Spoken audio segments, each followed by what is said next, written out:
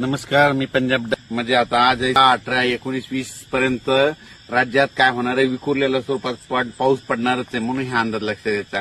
बीड जिल्हा झालं, लातूर जिल्हा झालं, सोलापूर जिल्हा झालं, धाराशिव झालं, नगर जिल्हा या भागात, आणखी नांदेड जिल्हा, जालना जिल्हा, संभाजीनगर या भागात पाऊस असणार आहे म्हणून हे लक्षात येतं.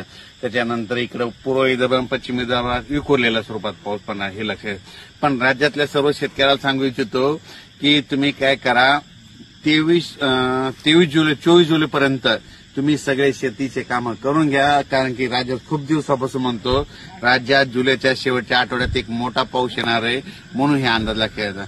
म्हणजे सांगायचं झालं तर राज्यात म्हणजे 25 जुलैपासून ते 29 जुलैपर्यंत राज्यात धोधो पाऊस पडणार आहे म्हणून हे अंदाज लक्षात येतात. सगळ्यात जास्त पूर्व विदर्भ 6 जिल्हे, त्याच्यानंतर पश्चिम विदर्भ, त्याच्यानंतर ते मराठवाड्याकडे पाऊस येईल, त्याच्यानंतर इकडे तसा संभाजीनगर, जळगाव, नाशिक या भागामध्ये जाणार आहे आणि त्या भागामध्ये असा निर्णायक पाऊस राहणार आहे. म्हणजे सांगायचं झालं तर म्हणजे सर्व शेतकऱ्याला सांगतो दुष्काळ वगैरे काही पडणार नाही. म्हणजे जुलैच्या शेवटच्या आठवड्यात चांगला मोठा पाऊस येणार आहे म्हणून हा अंदाज लक्षात यायचा. मुद्दाम हे खास करून अंदाज दिलेला आहे. तर तांबडा आभाळ झालं की समजायचं वाटल्या तुम्ही काय करा, ऑब्झर्व करा, फोटो काढून ठेवा. ज्या ज्या वाटल्यास तुम्ही बघा, जिथं तांबडा आभाळ झालं की तिथं 72 तासात पाऊस येतोच.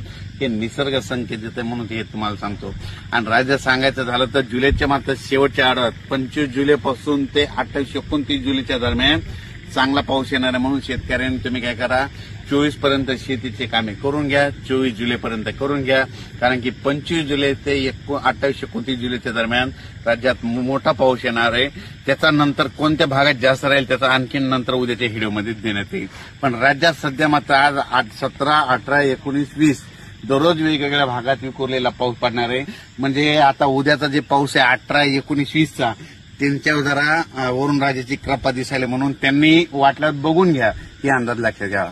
अचानक वातावरणात बदल झाला तर लगेच एक मेसेज दिला जाईल. धन्यवाद.